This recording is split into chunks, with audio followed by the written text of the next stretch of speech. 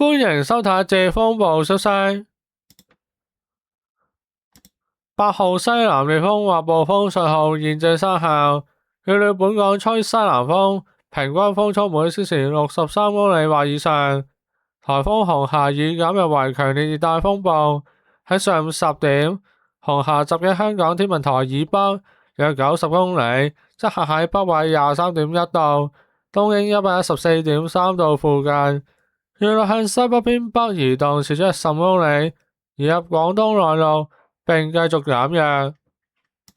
睇下大船路徑圖，紅霞嘅中心附近最高持續風速為每小時110公里。紅霞穩定地移入廣東內陸，開始遠離本港，並繼續減弱。但烈風程度嘅西南風仍間中影響本港部分離岸及高地。隨住紅霞進一步遠離，預料本地風力將會有所減弱。天文台會下午12點40分改發3號強風信號。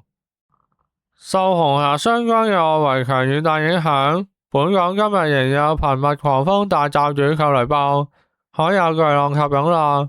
你仍需繼續保持警覺，遠離岸邊及停止水上活動。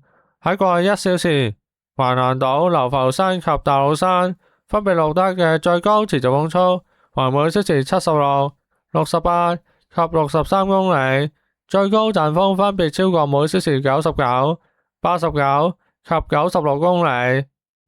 預測吹烈風程度西至西南風，高地間中吹暴風，稍後風勢逐漸減弱，多雲有頻密狂風大驟雨及雷暴，海有巨浪及湧浪。